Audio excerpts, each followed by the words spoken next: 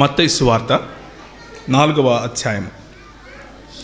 అప్పుడు యేసు అపవాది చేత శోధింపబడుటకు ఆత్మ వలన అరణ్యమునకు కొనుపోబడెను. 40 దినములు 40 రాత్రులు ఉపవాసముండిన పిమ్మట ఆయన ఆకలిగొనగా ఆ శోధకుడు ఆయన యొద్దకు వచ్చి, నీవు దేవుని కుమారుడవైతే ఈ రాళ్ళు రొట్టెలగునట్లు ఆజ్ఞాపించుమనెను. అందుకు ఆయన, మనుష్యుడు రొట్టె వలన మాత్రము కాదు గాని దేవుని నోట నుండి వచ్చు ప్రతి మాట వలన జీవించును అని వ్రాయబడి ఉన్నది అనెను. అంతటా అపవాది పరిశుద్ధ పట్టణమునకు ఆయనకు తీసుకుని పోయి దేవాలయ శిఖరమున ఆయన నిలువబెట్టి, నీవు దేవుని కుమారుడవైతే క్రిందికి దూకుము, ఆయన నిన్ను గూర్చి తన దూతలకు ఆజ్ఞాపించును, నీ పాదం ఎప్పుడైనను రాతికి తగులకుండా వారు నిన్ను చేతులతో ఎత్తుకొందురు అని వ్రాయబడి ఉన్నదని ఆయనతో చెప్పెను.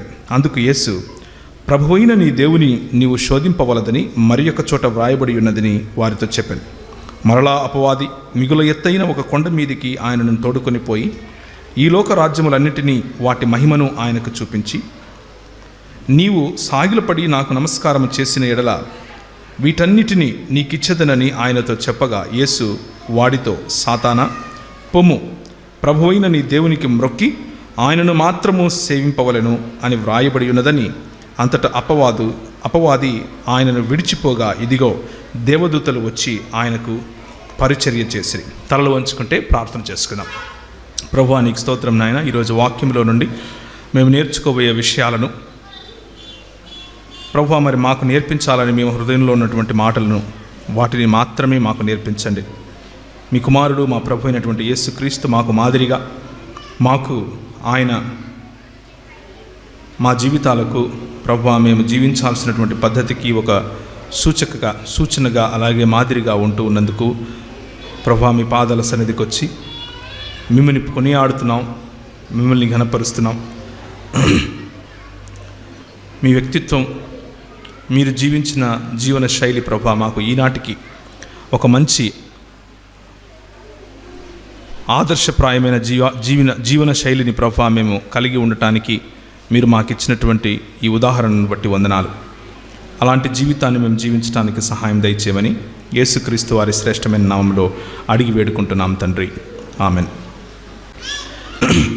మన ప్రభు అయినటువంటి యేసుక్రీస్తు ఆయన చూపించినటువంటి ఉదాహరణ, ఆయన జీవితంలో ఆయన మానవుడిగా నీలాగా నాలాగా ఈ లోకానికి వచ్చినప్పుడు తన మహిమను మన కొరకు విడిచిపెట్టి వచ్చినప్పుడు, తగ్గించుకుని వచ్చినప్పుడు ఆయన జీవించినటువంటి జీవన శైలిని మనము లేకపోతే ఆయన పరిచర్య మొదలు పెట్టడానికి ముందు, ఆయన అద్భుత కార్యములు చేయటానికి ముందు దేవుని సన్నిధిలో పరిశుద్ధాత్ముడు ఆయనను కొనిపోగా ఆయన పొందినటువంటి ఈ శ్రమ లేకపోతే ఆయన శోధింపబడటం గురించి మనం మాట్లాడుకుంటాం. అయితే ఇదే పద్ధతిలో యేసుక్రీస్తు ప్రభువారు నూతన నిబంధనను తీసుకుని రాక మునుపు ఈ ప్రపంచంలోనికి మోషే ఒక నిబంధనను తీసుకుని వచ్చాడు. ఆ నిబంధనను తీసుకుని వచ్చినప్పుడు మోషే మరియు ఇశ్రాయేలీయులు కూడా కలిసి అరణ్యము అన్నటువంటి ప్రదేశంలో లేకపోతే అరణ్యవాసం చేశారు.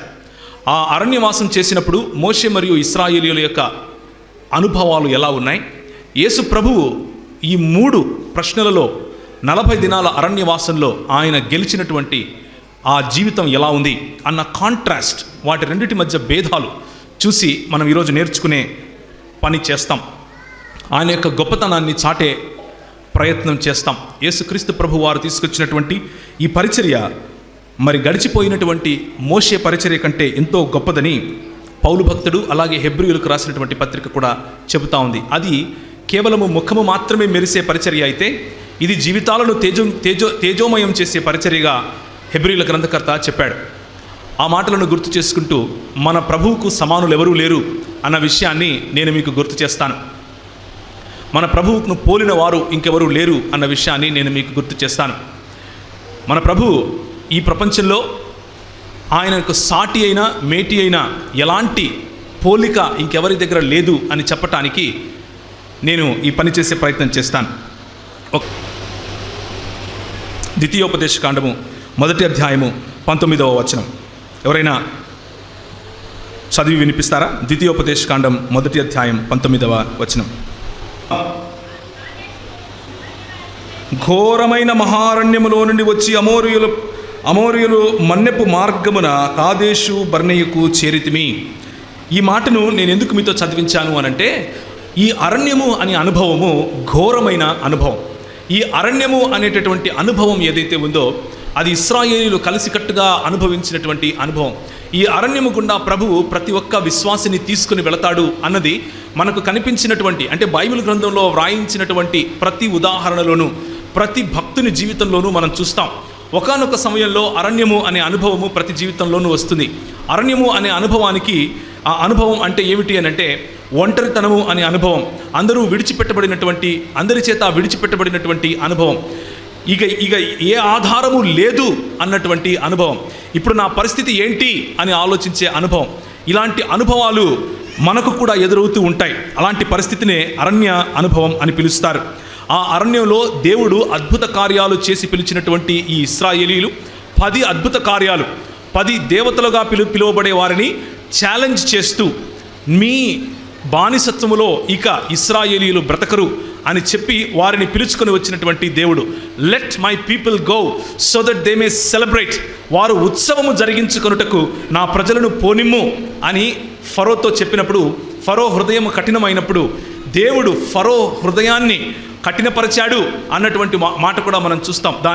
దానికి నిజమైన అర్థముగా ఏం చెప్పాలి అని అంటే, ఫరోకున్నటువంటి పొగరు, ఫరోకున్నటువంటి అధికారం, ఫరోకున్నటువంటి వేరే దేవతలపైన ఆధారపడే స్వభావం, ఫరోకున్నటువంటి ప్రతి అండ, ఫరోకున్నటువంటి గర్వం, ఫరోకున్నటువంటి తన రాజ్యాధికారం, ప్రతిదాన్ని తుంచి తునాతునకలు చేసి తుత్తునీయులు చేసి వారి ముందు నుంచి ఇశ్రాయేలీయులను విడిపించుకుని నేను దేవుడిని అని చాటుకున్నటువంటి వైనం. ఆ వైనంలో ఇశ్రాయేలీయులను పిలుచుకున్నాడు. ఆ వైనంలో పిలుచుకోవటానికి మోషేని పంపించాడు. మోషే చేతి కర్ర ఫరోకున్నటువంటి అంత గొప్ప సైన్యాన్ని ఓడించింది. మోషే చేతి కర్ర అహరోను గడ్డము. అక్కడ ఉన్నటువంటి ఫరో సైనికులందరూ తరుముతూ ఉంటే వారు ముందుకు వెళితే ఒక సముద్రం, వెనక చూస్తే ఒక ఉపద్రవం. ఆ ఉపద్రవం ఏమిటి అని అంటే కత్తులు కటారులు తీసుకుని, బళ్ళాలు తీసుకుని అప్పటి సూపర్ పవర్గా ఉన్నటువంటి ఐగుప్తు దేశము యొక్క సేనలు ఎదుర్కోవటానికి వస్తూ ఉన్నాయి. ఐగుప్తు సేనలు నరికేస్తాం, చంపేస్తాం అన్నట్లుగా వస్తూ ఉన్నారు. ముందుకు వెళ్ళాలంటే సముద్రం కనిపిస్తూ ఉంది. దేవుడు తన అద్భుత కార్యమును, అంటే ఎర్ర సముద్రాన్ని చీల్చి ఆరిన నేల మీద వారిని నడిపించాడు. ఒకసారి కొరింథీయులకు రాసిన పత్రిక, 1 కొరింథీయులకు వ్రాసిన పత్రిక చూద్దాం. కొరింథీయులకు రాసిన 1 పత్రిక 10వ అధ్యాయం. సహోదరులారా, ఈ సంగతి మీకు తెలియకుండా నాకు ఇష్టం లేదు. అదేదనగా మన పితరులందరూ మేఘము క్రింద నుండిరి, వారందరూ సముద్రములో నడిచిపోయిరి, అందరూ మోషేను బట్టి మేఘములోను సముద్రములోను బాప్తిసము పొందిరి. అందరూ ఆత్మ సంబంధమైన ఒకే ఆహారమును భుజించితిరి, అందరూ ఆత్మ సంబంధమైన ఒకే పానీయమును పానము చేసితిరి. ఏలయనగా తమను వెంబడించిన ఆత్మ సంబంధమైన బండలోనిది త్రాగిరి, ఆ బండ క్రీస్తే అన్నటువంటి మాట అపోస్తలుడు పౌలు మనకు గుర్తు చేస్తున్నాడు.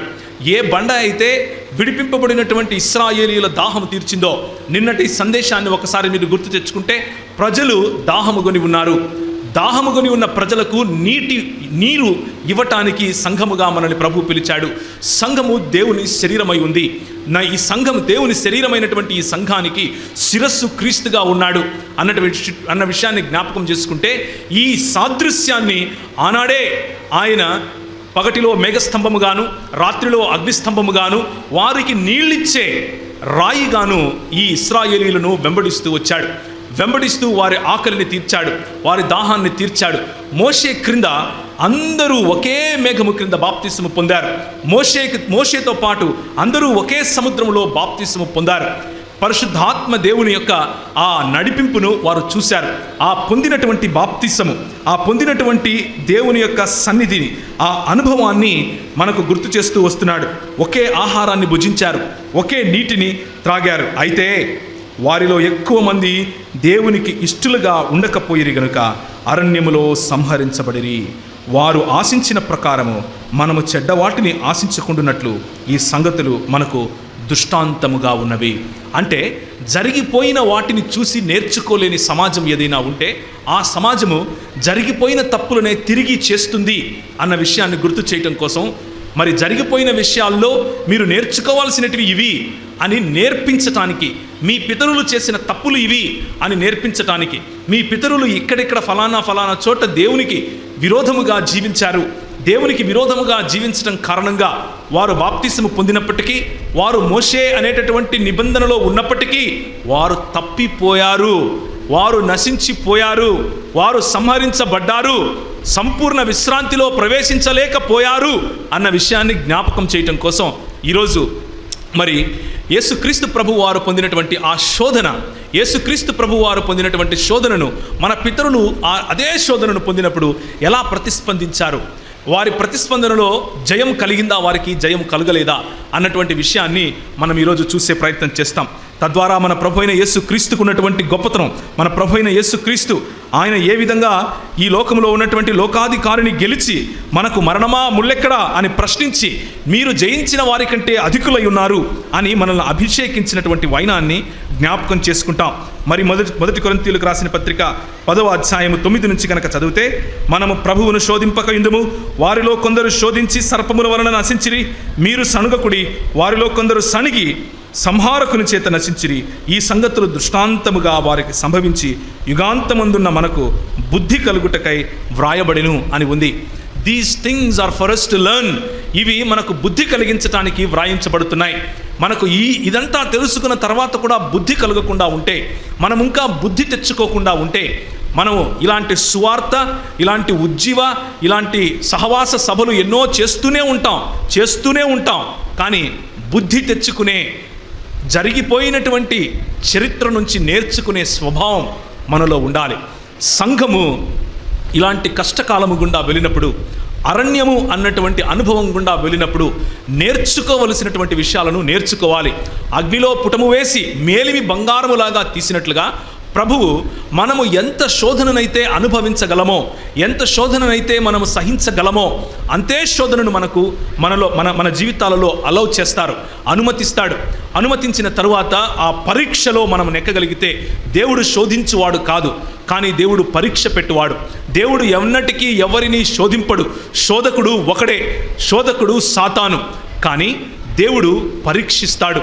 పరీక్షించినటువంటి దేవుడు ఆ పరీక్షలో నెగ్గిన వారికి ఆయనకు తెలుసు, ఆయన సర్వజ్ఞుడైన దేవుడు అయినప్పటికీ నీకున్నటువంటి నీ చాయిస్, నీకున్నటువంటి నీ స్వచిత్తమును ఆయన పరీక్షకు గురి చేస్తాడు. పరీక్షకు లోను చేసినప్పుడు, పరీక్షకు నిన్ను ముందుకు తీసుకుని వెళ్ళినప్పుడు నీలో పరిపక్వత వస్తుంది. మన దేశంలో ఎందుకు పరీక్షలు పెడతారు, 10వ తరగతి పరీక్ష ఎందుకు పెడతారు అని అంటే, పరీక్ష వ్రాసినప్పుడు సాతాను దేన్నైతే ఒక శోధనగా మన జీవితంలోకి తీసుకొస్తుందో దాన్నే, అదే శోధనను ఆయన ఒక పరీక్ష రూపంలో మన దగ్గరికి తీసుకొని వచ్చినప్పుడు, 10th క్లాస్ అబ్బాయి పరీక్ష రాసి పాస్ అయ్యి గర్వంగా బయటకు వచ్చి జూనియర్ కాలేజీకి ఎలా వెళ్తాడో అలాగే మనం ఒక్కొక్క శోధనను జయిస్తూ, ఒక్కొక్క శోధనను మరి వెనక వేసుకుంటూ ముందుకెళ్తూ, ఒక కాలేబులాగా, ఒక యెఫున్నె కుమారుడైనటువంటి కాలేబులాగా, నూని కుమారుడైనటువంటి మన యెహోషువ లాగా మనము ఉత్తీర్ణులం అవుతాం. అలా ఉత్తీర్ణులవటం కోసం, అలా పాస్ అవ్వటం కోసం, పరిపక్వతలోనికి వెళ్ళటం కోసం మనం నేర్చుకోవలసినటువంటి విషయాలను నేర్చుకోవాలి. అలా నేర్చుకున్నప్పుడు మనకు మాదిరిగా ఉన్నటువంటి మన ప్రభువు గుర్తుకొస్తాడు. మన ప్రభువు అన్ని విషయాలలో నీలాగా నాలాగా శోధింపబడినప్పటికీ ఆయన ఏ విధంగా జయం సాధించాడు అన్న విషయాన్ని మనం జ్ఞాపకం చేసుకోవాలి. హెబ్రీయులకు వ్రాసినటువంటి పత్రిక 4వ అధ్యాయము 14వ వచనం, ఆకాశ మండలము గుండా వెళ్ళిన దేవుని కుమారుడైన యేసు అను గొప్ప ప్రధాన యాజకుడు మనకు ఉన్నాడు గనుక మనము ఒప్పుకొనిన దానిని గట్టిగా చేపట్టుదము. మన ప్రధాన యాజకుడు అంటే ఈ యేసు అనేటటువంటి నరుడు, ఈ యేసు అనేటటువంటి దేవుడు, ఈ యేసు అన్నటువంటి నరుడు మరియు దేవుడు అయినటువంటి యునిక్ పర్సన్, ఇలాంటి వాడు ఇంకొకడు లేడు అని చెప్పేటటువంటి ఈ వ్యక్తి ఏమంటున్నాడు అంటే, మన ప్రధాన యాజకుడు మన బలహీనతల యందు మనతో సహానుభవము లేనివాడు కాడు గాని సమస్త విషయములను మనను వలె శోధింపబడినను ఆయన పాపము లేనివాడుగా ఉండెను గనుక మనము కనికరింపబడి సమయోచితమైన సహాయము కొరకు కృప పొందునట్లు ధైర్యముతో కృపాసనము యొద్దకు వెళ్ళదము. ఇది మనకున్నటువంటి నిరీక్షణ, ఇది మనకున్నటువంటి నిశ్చయత. ఆనాడు మోషే చేసినటువంటి పరిచర్యలో ప్రజలు ఓడిపోయారు. ఆనాడు మోషే తీసుకొచ్చినటువంటి నిబంధనలో ప్రజలు నిలవలేకపోయారు, ఓడిపోయారు. కానీ నేడు నీ మధ్య ఉన్నటువంటి నిబంధన ఓటమికి గురైనటువంటి నిబంధన కాదు. నేడు నీ మధ్య ఉన్నటువంటి నిబంధన, నువ్వు ఏ నిబంధనలో అయితే దేవునితో కలిసి ఉన్నావో ఆ నిబంధనలో గెలుపు తథ్యం. ఆ నిబంధనలో గెలుపు తథ్యం ఎందుకు అనంటే, పోరాడేది నీవు కాదు, నీకు ప్రతిగా, నీ పక్షముగా, నీ బలహీనతలను ఎరిగినటువంటి, నీకు సమానముగా ప్రతి విషయములోనూ శోధన గుండా వెళ్ళినటువంటి మన రక్షకుడు, మన ప్రభువు అయినటువంటి యేసుక్రీస్తు అనేటటువంటి ప్రధాన యాజకుడు మనకు ఉన్నాడు. ఆయన ఒకేసారి కృపాసనము దగ్గరికి, ఒకేసారి జడ్జ్మెంట్ సీట్ దగ్గరికి, అంటే మనకు వచ్చే తీర్పు అనేటటువంటి సీట్ దగ్గరికి ఆయన చేరి తన రక్త ప్రోక్షణ ద్వారా నిన్ను నన్ను దేవునితో ఐక్యపరిచాడు. నీకు నాకు ఆ నిశ్చయతను దయచేశాడు. కాబట్టి యేసు ప్రభువు జీవితంలో ఆయన ఏ విధంగా ఈ అపవాదిని ఎదుర్కొన్నాడు, ఏ విధంగా ఎదుర్కొన్న తర్వాత ఆయన విజయాన్ని సాధించాడు అని చూస్తే, మన పితరులు ఏ విధంగా ఎదుర్కొన్నప్పటికీ ఓడిపోయారు, ఏంటి ఆ కారణాలు అని చూస్తే మనకు తేటతెల్లగా మన ప్రభువు యొక్క అసమానత అర్థమవుతుంది.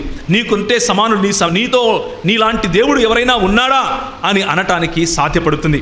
కాబట్టి ఈరోజు కొన్ని నిమిషాలు మనము మన పితరుల యొక్క జీవితం వైపుకు చూద్దాం.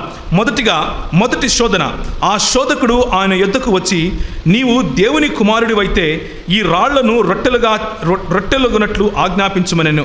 అందుకు ఆయన, మనుష్యుడు రొట్టెల వలన మాత్రము కాదు కానీ దేవుని నోటి నుండి వచ్చు ప్రతి మాట వలన జీవించును అని వ్రాయబడి ఉన్నది అని అనెను.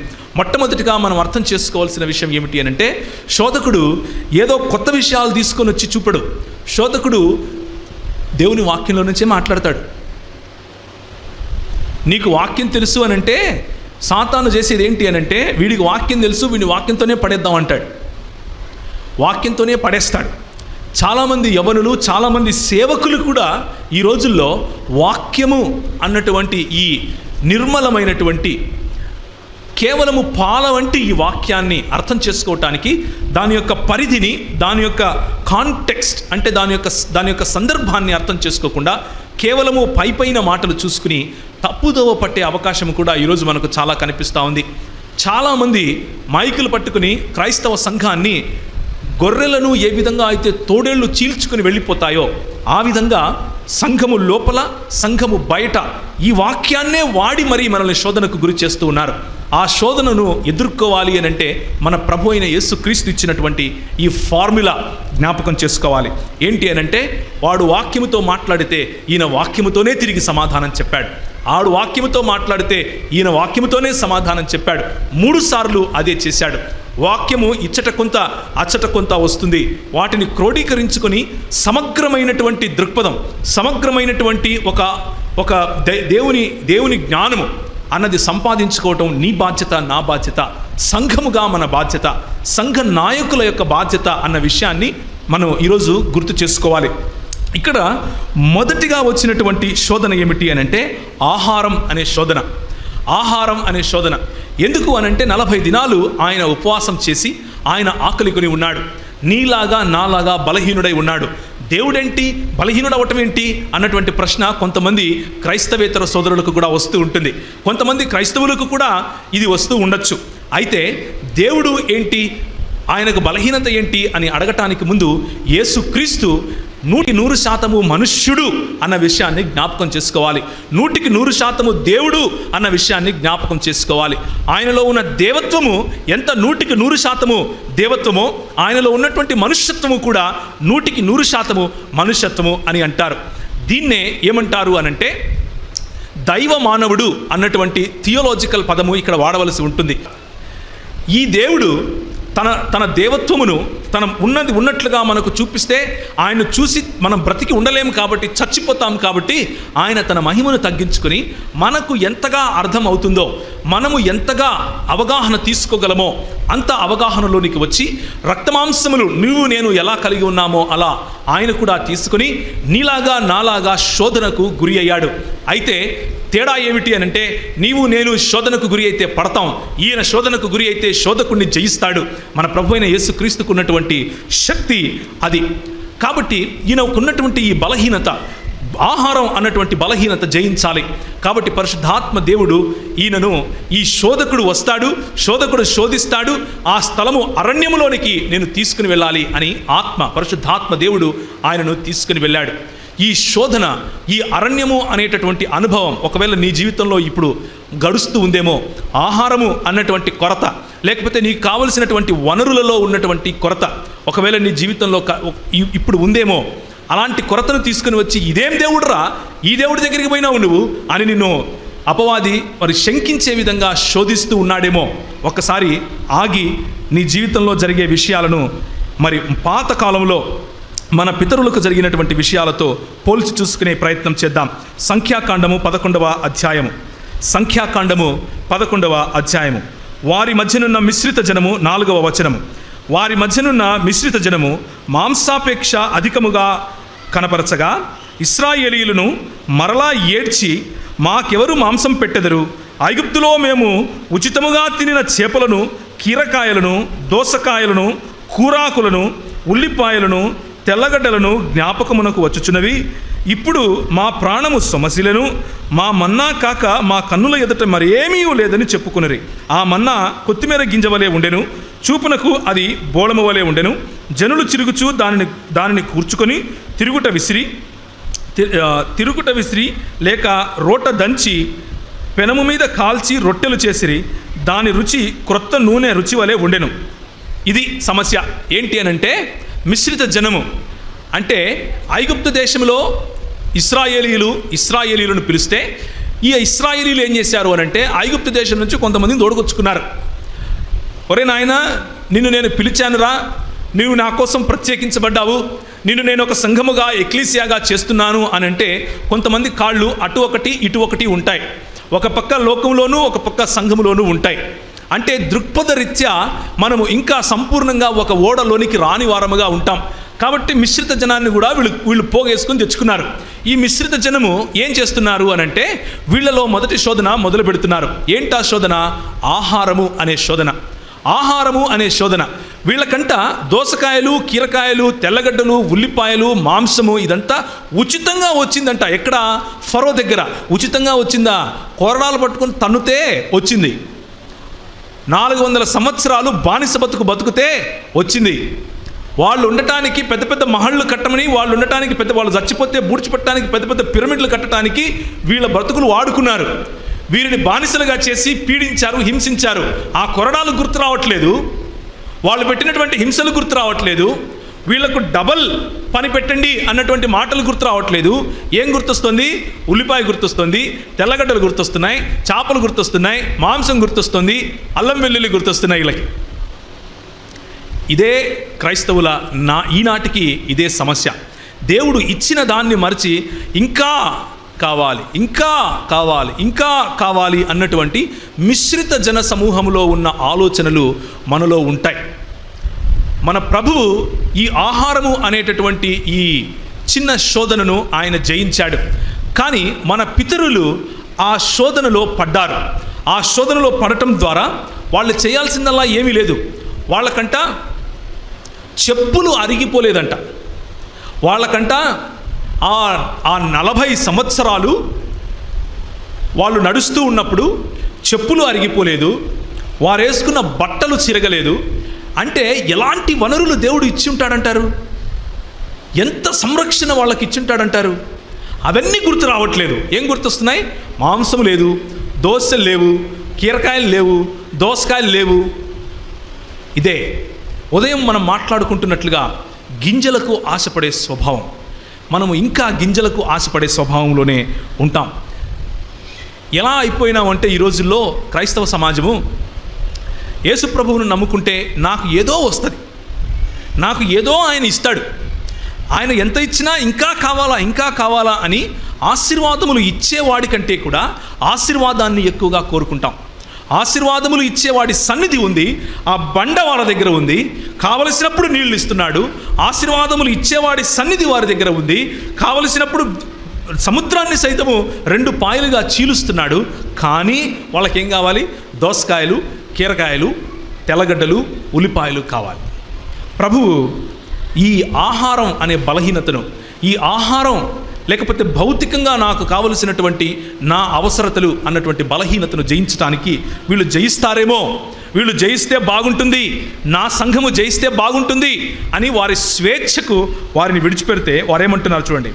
మోషేని దూషించటం మొదలుపెట్టారు, నీ సేవకుడిని బాధించటం మొదలుపెట్టారు. దేవుని సేవకుడిని దూషించి బాధించి గొనిగి సనిగి నానా హింసలు పెడుతూ ఉంటే మోషే వచ్చి అంటున్నాడు, ఈ సమస్త ప్రజలకు ఇచ్చుటకు మాంసము నాకెక్కడిది? వారు నన్ను చూచి ఏడ్చుచు తినుటకు మాకు మాంసమిమ్మని అడుగుచున్నారు. సమస్త ప్రజలను ఒంటిగా మోయ నా వలన కాదు, అది నేను భరింపలేని భారము. నీవు నాకు ఇట్లా చేయదలిచిన యెడల నన్ను చంపుము అంటున్నాడు. అంటే చివరికి మన నాయకులు ఆత్మహత్య చేసుకునేట్లుగా మనం వాళ్ళని సతాయిస్తాం. నేను చచ్చిపోతే బాగుండేది దేవా అనుకునేట్లుగా మన నాయకులను బాధించటం ఈరోజు డిమాండింగ్ క్రిస్టియానిటీ అయిపోయింది. క్రైస్తవ్యం ఈరోజు సేమ్ టు సేమ్, నిజానికి షేమ్ టు షేమ్. ఇదే పరిస్థితి. నాకు ఇంకా రాలేదు, నాకు ఇంకా కాలేదు, నాకు ఇది లేదే, నా కొడుకు పాస్ కాకపోతే సేవకన్నా ప్రార్థన చేయలేదు అనే పరిస్థితికి దిగజారు. నా బిడ్డకు పెళ్లి కావట్లేదు అని అంటే పాస్టర్దే తప్పు అనే పరిస్థితికి దిగజారు. అలాంటి పరిస్థితుల్లో నాయకులు ప్రభు దగ్గరికి వెళ్ళి నన్ను చంపేయి ప్రభు అంటున్నాడు. మీకు ఒక సలహా ఇస్తాను ఈరోజు, ఆఫ్ ద టాపిక్, మనం ఎన్నుకున్నటువంటి సబ్జెక్టుకు కొంచెం పక్కగా. మీకు వాక్యోపదేశం చేసి మీకు ముందున్నటువంటి నాయకులు ఉంటారు, వారిని జ్ఞాపకం చేసుకోవటం దేవుడిచ్చినటువంటి ఆజ్ఞ. హెబ్రీయులకు రాసిన పత్రిక ఆఖరి అధ్యాయంలో. అలాగే ఇప్పుడు మీకు వాక్యోపదేశం చేస్తున్నటువంటి సేవకులు, ఇప్పుడు మీకు నాయకులుగా ఉంటున్నటువంటి సేవకులు, వారిని జ్ఞాపకం చేసుకోండి. మీరు అనుకుంటున్నట్లుగా వారు భోగభాగ్యాలను అనుసరించే లేకపోతే ఏదేదో అనుకుంటూ ఉంటారు. నిజానికి వారు ఒంటరి వారు. నిజానికి వారిపైన కొంచెం దయ చూపించండి. నిజానికి వారి దగ్గరికి వాళ్ళు 100 మందిలో ఉన్నప్పటికీ 1000 మందిలో ఉన్నప్పటికీ ఒంటరితనాన్ని అనుభవిస్తూ ఉంటారు. వారు చెప్పుకోలేని విషయాలు చాలా ఉంటాయి. వాళ్ళు చెప్పుకుందాము అని ఎవరైనా అనుకుంటే అయ్యో పాస్టర్ కూడా ఇంతేనా అని ఎక్కడ అనుకుంటారో అన్నటువంటి ద్వంద్వభావంలో వాళ్ళు ఉంటారు. ఒక ఆత్మన్యూనతా భావంలో ఎదుగుతూ ఉంటారు. ఒక్కొక్కసారి అందరి గురించి చెప్పట్లేదు. ఎక్కువ భాగం సేవకులు ఒంటరిగా ఉంటారు. ఎక్కువ భాగం సేవకులకు ఒక మనసు విప్పి మాట్లాడుకోవటానికి ఫ్రెండ్ దొరకడు. అందరూ విశ్వాసులే దొరుకుతారు. అయ్యా నా కోసం ప్రార్థన చేయి, నాకు ఇది కావాలా, అయ్యా నా కోసం ప్రార్థన చేయి ఇది. ఎందుకంటే ఎక్స్పెక్టేషన్స్ పెరిగిపోతాయి.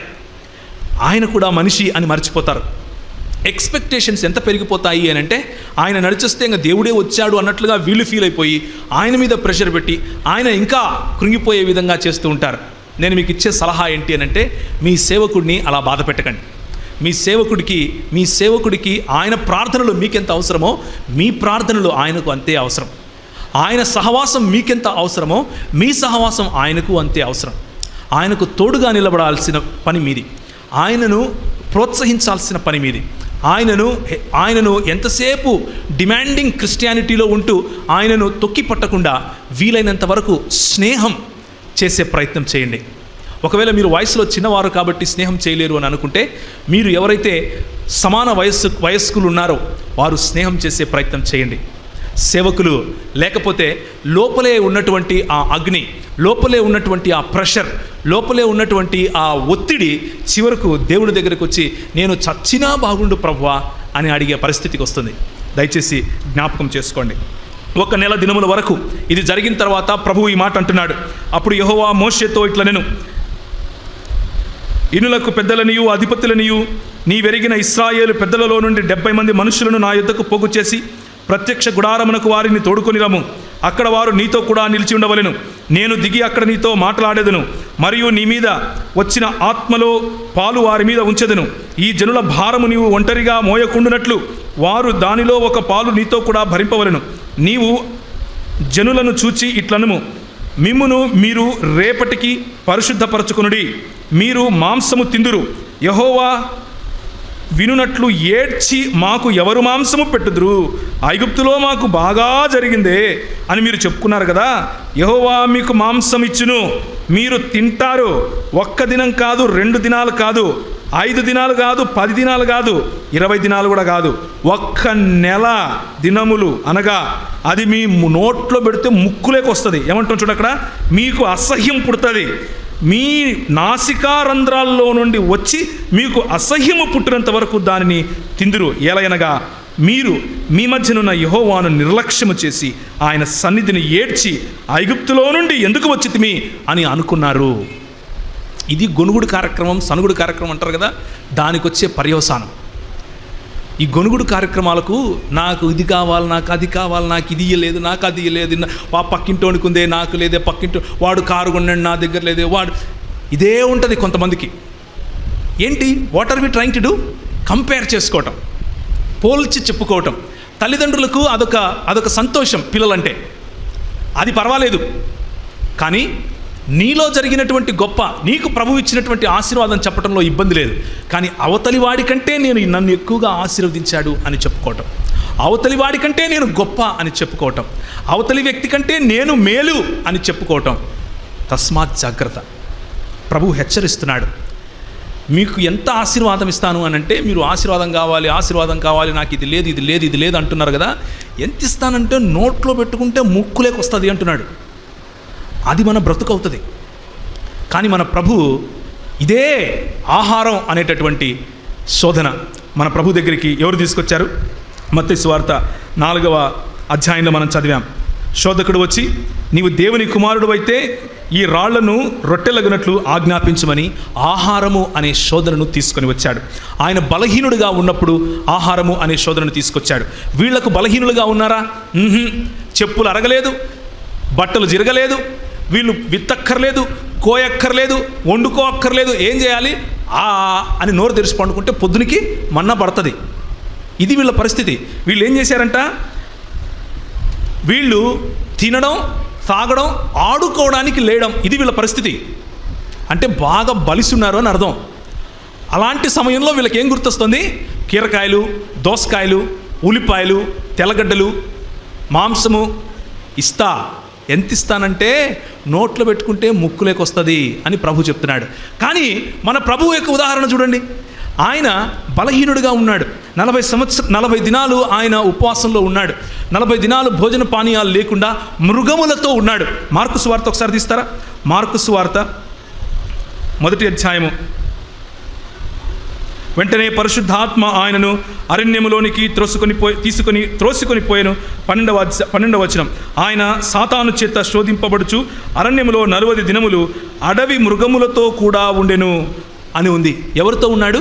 సర్వాన్ని సృష్టించినటువంటి దేవుడు, సర్వ సృష్టికి కారణభూతుడైనటువంటి వాడు, ఈ సకల సృష్టిలోనూ చరాచర జీవుల మధ్య ఆయన సంచరించగల, ఆయన సర్వవ్యాపి అయినటువంటి ఈ దేవుడు మృగములతో ఉన్నాడంట.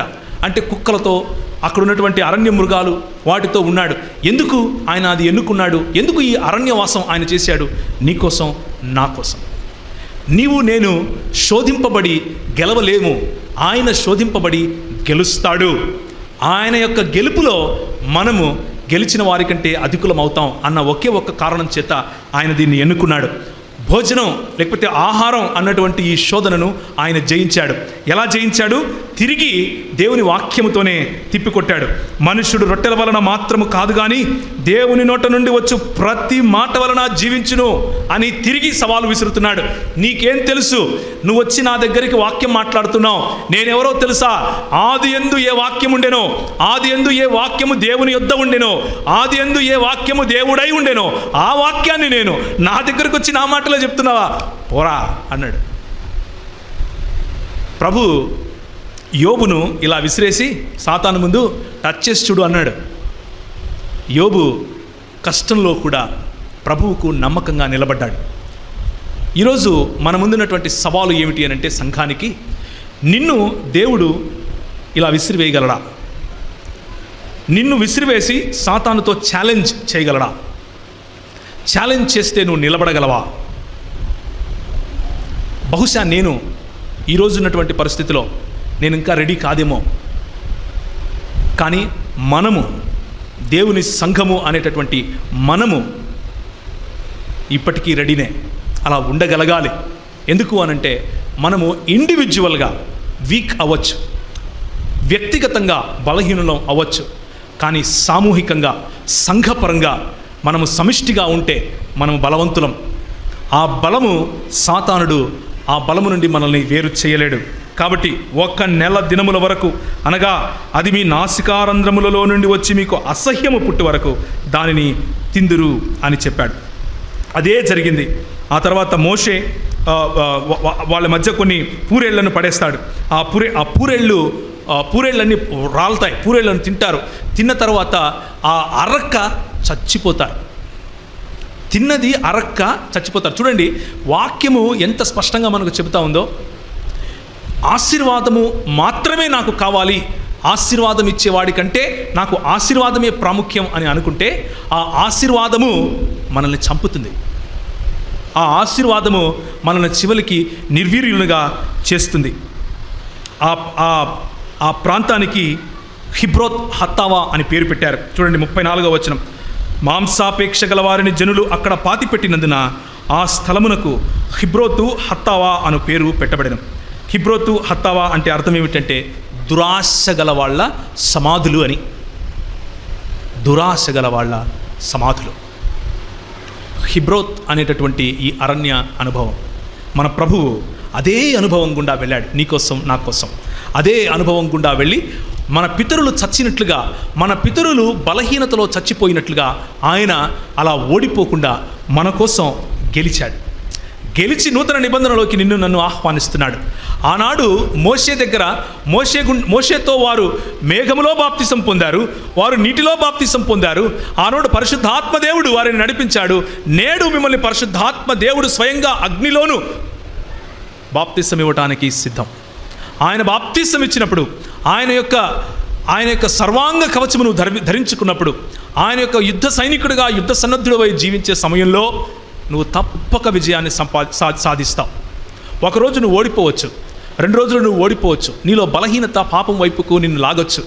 కానీ నువ్వు నిలబడగలిగితే, కానీ నువ్వు ప్రభువైన యేసుక్రీస్తు తీసుకున్నటువంటి మార్గం, వాక్యముతోనే జీవిస్తాను, వాక్యము అన్నటువంటి మాటల ఆ నియమాలను ఆధారంగా చేసుకుని నేను జీవిస్తాను అని నిర్ణయించుకుంటే గెలుపు నీదే. 2వ అరణ్య అనుభవం, నీవు దేవుని కుమారుడు అయితే క్రిందికి దూకుము అని ఆయన నిన్ను గూర్చి తన దూతలకు ఆజ్ఞాపించి, నీ పాదం ఎప్పుడైనాను రాతికి తగలకుండా వారు నిన్ను చేతులతో పట్టుకుంటారు అని వ్రాయబడింది కదా అని ఆయనతో చెబుతున్నాడు. మొదటి శోధన ఆహారం, 2వ శోధన ఆధారం. ఇక్కడ వస్తున్నటువంటి శోధన ఏమిటి అని అంటే, నీకేంది ఆధారం? నీకు నిజంగా దేవుడే ఆధారం అయితే నిరూపించుకో. కీర్తనల గ్రంథంలో ఫలానా చోట ఇలా రాయబడింది కదా, అది నీ గురించే కదా రాయబడింది, అది మెస్సియానిక్ ప్రాఫెసీనే, అంటే క్రీస్తుకు సంబంధించినటువంటి ప్రవచనమే కదా, మరి దూకు, నిన్ను వచ్చి దేవదూతలు పట్టుకుంటారు కదా అని ఏం చెప్తున్నాడు? శోధిస్తున్నాడు. ఎవరిని శోధిస్తున్నాడు? యేసుక్రీస్తు ప్రభు వారిని శోధిస్తున్నాడు. హెబ్రీయులకు రాసినటువంటి పత్రిక 3వ అధ్యాయం. నేడు మీరు ఆయన శబ్దము వినిన ఎడల అరణ్యములో శోధన దినమందు కోపము పుట్టించినప్పటి వలె మీ హృదయములను కఠినపరచుకొనకుడి. 40 సంవత్సరములు నా కార్యములను చూచి మీ పితరులు నన్ను పరీక్షించి శోధించిరి. కావున నేను ఆ తరము వారి వలన విసిగి, వీరెప్పుడునూ తమ హృదయాలోచనల్లో తప్పిపోవచ్చున్నారు, నా మార్గములను తెలుసుకొనలేరు. కనుక నేను కోపముతో ప్రమాణము చేసినట్లు వారు నా విశ్రాంతిలో ప్రవేశింపరని చెప్పి తిని అంటూ మన పితరులు చేసినటువంటి తప్పు, మన పితరుల యొక్క ఈ తొట్టిల్లే స్వభావాన్ని మరొకసారి మనకు హెబ్రీ గ్రంథకర్త గుర్తు చేస్తున్నాడు. మన ప్రభు అయినటువంటి యేసుక్రీస్తు ప్రభు వారికి ఏ విధంగా అయితే శోధన వచ్చిందో, ఆధారము అనే శోధన వచ్చిందో, అదే శోధన ఎవరు నీకు ఆధారం అన్నటువంటి శోధన మన పితరులకు కూడా వచ్చింది. అయితే వారు తిరిగి యెహోవాను శోధించటం లాగా కనిపిస్తున్నాం. ఇదో కింద ఉంటుంది చూడండి. అయితే అతనితో కూడా పోయిన ఆ మనుషులు, ఆ జనులు మనకంటే బలవంతులు, మనము వారి మీదికి పోజాలము, మరియు వారు తాము సంచరించి చూచిన దేశమును గూర్చి ఇశ్రాయేలీయులతో చెడ్డ సమాచారము చెప్పి, మేము సంచరించి చూచిన దేశము తన నివాసులను భక్షించు దేశము, దానిలో మాకు కనబడిన జనులందరూ ఉన్నత దేహులు, అక్కడ నెఫీలీయుల సంబంధులైన అనాకు వంశపు నెఫీలీయులను చూచితిమి, మా దృష్టికి మేము మిడతల వలె ఉంటిమి, వారి దృష్టికిని అట్లే ఉంటిమి అనిరి. ముందు ప్రాబ్లం ఏమిటంటే ఈ ఓడిపోయే లేకపోతే ఇలాంటి ఆహారము, ఆధారము మరియు ఆరాధన అన్నటువంటి శోధనలలో పడిపోయే వారి వైఖరి, వారి దృక్పథం ఎలా ఉంటుంది అని అంటే, వారి కళ్ళకు వాళ్ళు మిడతల్లాగా కనిపిస్తారు. ఆత్మన్యూనతా భావం, మనలో ఉన్నటువంటి యేసుక్రీస్తు శక్తిని గ్రహించుకోలేనటువంటి పరిస్థితి, మన దేవుడు ఎవరై ఉన్నారు అన్నటువంటి ఆ సత్యాన్ని గ్రహించలేని పరిస్థితి. దేవుని ఎరిగిన వారు బలము కలిగి గొప్ప కార్యాలు చేస్తారు అని దానియేలు గ్రంథంలో రాసిన మాటను ఒకసారి జ్ఞాపకం చేసుకుంటే, తన దేవుడిని ఎరిగిన వారు ఇలాంటి పరిపక్వతలోకి వెళ్ళటానికి సవాళ్లను ఎదుర్కొంటారు. సవాళ్లను తీసుకుని దాంట్లో ఒక పాజిటివ్, దాంట్లో ఒక సకారాత్మకమైనటువంటి వైఖరిని కలిగి ఉంటారు. వీడు పెద్దగా ఉన్నాడా, వీడిని కొట్టి తీరాలి అని ఆలోచిస్తారు. ఈ ఈ ఈ శోధన నేను జయించలేనిదా, జయించి తీరతాను అని నిర్ణయించుకుంటారు.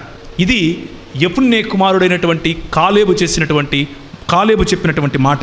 అదే తర్వాత నూను కుమారుడైనటువంటి యెహోషువ కూడా ఇదే మాట చెబుతాడు. యెహోషువ గ్రంథంలో ఇదే కాలేబుకు దేవుడిచ్చే ఒక కితాబు, దేవుడిచ్చే ఒక అవార్డు ఏంటో తెలుసా? యెఫున్నె కుమారుడైనటువంటి కాలేబు నా ముందు నిండు మనస్సుతో నన్ను అనుసరించాడు, యథార్థ హృదయంతో నన్ను అనుసరించాడు. కాబట్టి ఈయనకు భేదము కలిగినటువంటి క్రైస్తవ జీవితాలలో ఉండే వైఖరి, చిన్న చిన్న గింజలకు, కీరకాయలకు, దోసకాయలకు పడిపోకుండా, దేవుణ్ణి శంకించి దేవుణ్ణి శోధించే మార్గంలోనికి వెళ్లకుండా, నిజమైన ఆరాధన నా జీవన శైలి, నిజమైన ఆరాధన నేను జీవించే నా జీవితం. కేవలము ఆదివారం వచ్చి పాడే పాటలు కాదు, కేవలము ఒకరోజు వచ్చి ప్రజలకు ప్రైజ్ ద లార్డ్ చెప్పటం కాదు. నా జీవితమే నీకు ఆరాధనగా సమర్పిస్తాను, నా వైఖరి ఆరాధన వైఖరితో నేను జీవిస్తాను అని నిశ్చయించుకునే క్రైస్తవులకు ఉజ్జీవం తప్పకుండా ఉంటుంది. మంట ఆరని మంటలాగా ఉంటుంది. మీరు కాలు పెట్టిన చోట సుభిక్షంగా ఉంటారు. మీరు పట్టిన నేల బంగారం అవుతుంది. మీరు కోరుకున్న ఆత్మీయ వరములు ప్రభు మీకు ఇస్తాడు. ఇది తథ్యం. ఇలా జరిగి తీరుతుంది. కావలసిందేమిటి అని అంటే, భౌతిక వనరులపైన మీకున్న దృష్టిని మరల్చి దేవుని వైపు ఉంచాలి.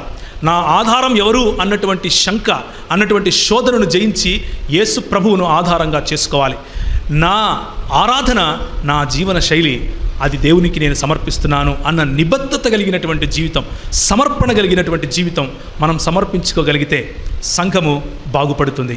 ఇంత గొప్ప ప్రభువు మనకున్నాడు, ఇంత గొప్ప దేవుడు మనకున్నాడు. ఈయనకు సమానులు ఇంకెవరూ లేరు.